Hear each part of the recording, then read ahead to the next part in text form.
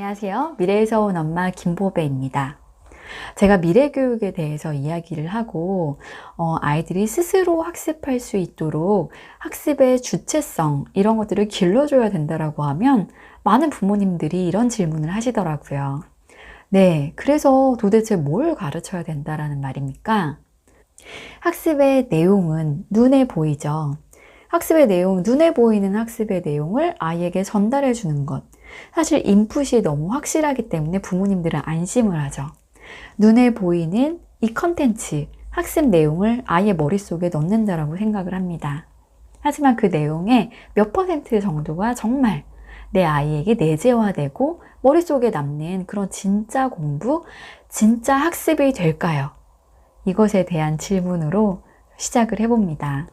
학습의 동기에 대해서 좀 살펴볼게요. 첫 번째 단계입니다.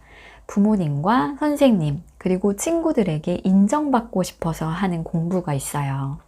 내가 공부를 잘하면 모두가 나를 인정해 줄 거야. 사람들에게 사랑을 받을 수 있을 거야. 이런 기대 심리에서 공부를 하는 경우가 있습니다. 사실 대한민국의 많은 아이들이 공부를 하는 이유는 이것 때문인 것 같아요. 사랑받고 싶어서. 공부를 잘하면 사랑을 받을 수 있으니까. 그게 좋아서 인정받고 싶어서 공부를 하는 것 같아요. 근데 이거를 사실 조금 달리 생각을 해보면 참 마음이 아프죠. 사랑을 받고 싶어서, 인정을 받고 싶어서 공부를 한다. 사실 공부를 못해도 그런 조건적인 사랑이 아니라 무조건적인 사랑이 되어야 되는데, 공부를 잘해야만 인정받고 사랑받을 수 있다라면 이 환경 자체가 주는 좀 슬픔이 있는 것 같아요. 자, 두 번째 학습 동기는 성취감 때문이에요. 개인적인 성취감 때문에. 선생님이 62페이지부터 65페이지까지 수학 문제를 5문제 풀어오라고 했어요. 자, 숙제를 받았으니까 집에 가서 숙제를 합니다. 숙제를 5문제를 다 풀고 났더니 뿌듯해요. 성취감이 느껴집니다. 자, 이거를 두 번째, 주어진 목표에 대해서 성취했을 때 받는 그런 성취감, 뿌듯함, 이런 감정이 좋아서 공부, 학습을 하는 경우가 두 번째 단계예요. 그런데 이것 역시 누군가에게 주어진 과제를 수행했다라는 그런 특징이 있죠. 세 번째 단계는 내가 궁금해서 학습을 하는 경우입니다. 길을 가다가 하늘을 봤는데 갑자기 잠자리 한 마리가 지나가는 거예요. 그런데 잠자리가 다른 잠자리와는 조금 다르게 생겼어요. 날아가는 형태도 조금 다르고요. 저 잠자리는 뭐지? 집에 가서 한번 인터넷으로 찾아봤어요. 잠자리의 종류. 그런데 내가 봤던 그 잠자리가 인터넷에 있는 거예요. 그래서 이 잠자리의 이름은 무엇이구나. 내가 본 잠자리는 이러해서 다른 잠자리들과는 조금 다른 외양을 지녔고 다른 특징을 가지고 있구나 라는 것을 배웠어요.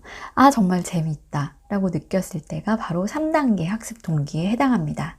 내가 질문을 던지고 내가 그 질문의 답을 찾기 위해서 학습을 하는 경우, 그것을 이제 3단계라고 볼 수 있고요. 마지막 단계는 그것을 넘어서 나 자신이 속한 공동체 혹은 나 자신이 속한 학교, 이런 공동체를 조금 더 변화시키기 위해서 내가 그 어떤 의미를 통해서 이 공동체를 조금 더 나은 상태로 변화시키기 위한 동기를 가지고 학습을 하는 경우가 있어요.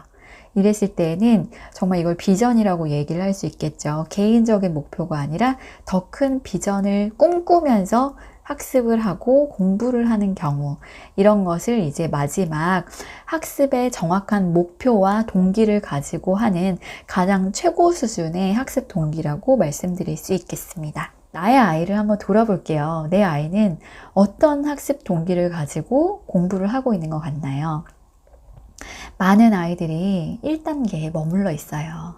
선생님이나 부모님, 그리고 친구들에게 사랑받기 위해서, 인정받기 위해서 학습을 하고 있습니다.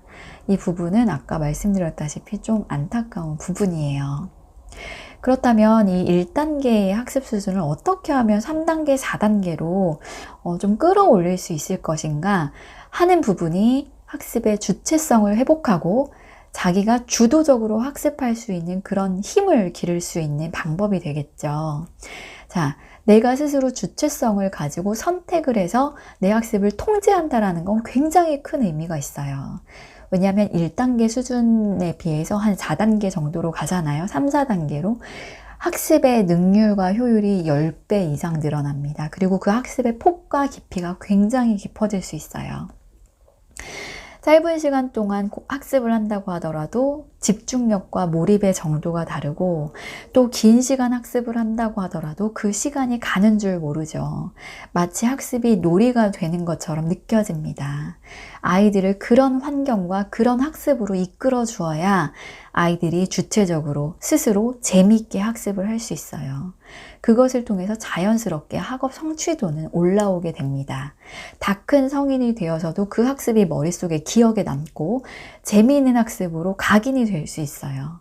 아이들이 스스로 선택해서 학습할 수 있도록 그 통제권을 아이들에게 쥐어주는 것이 중요하다라는 말씀을 드리고 싶습니다. 자, 그것을 위해서는 부모님들이 해야 되는 일이 있죠.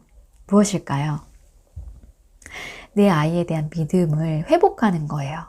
믿음을 회복하는 겁니다. 부모님들은 항상 두려워요. 다른 아이들을 보면 저 아이보다 내 아이가 조금 못한 것 같아. 저 아이의 영어 실력에 비해서 내 아이의 영어 실력이 조금 뒤처지는 것 같아. 불안합니다. 부모님들은 왜 불안할까요? 미래에 대한 확신이 없어요.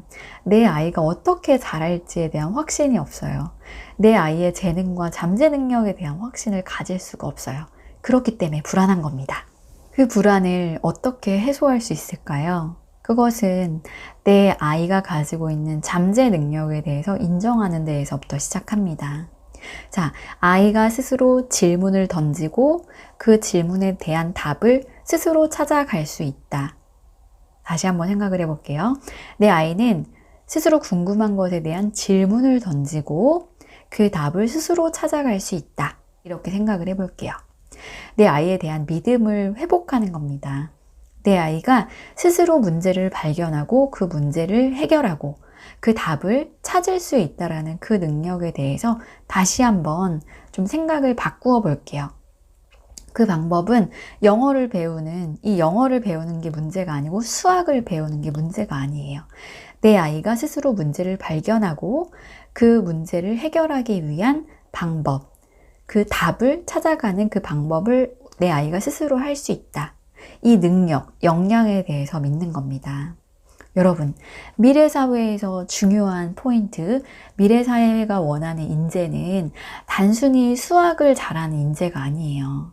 단순히 영어를 잘하는 인재가 아닙니다.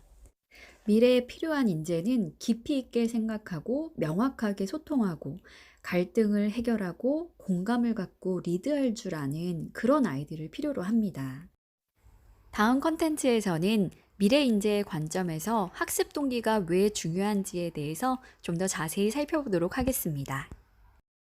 네, 감사합니다. 미래에서 온 엄마였어요. 감사합니다.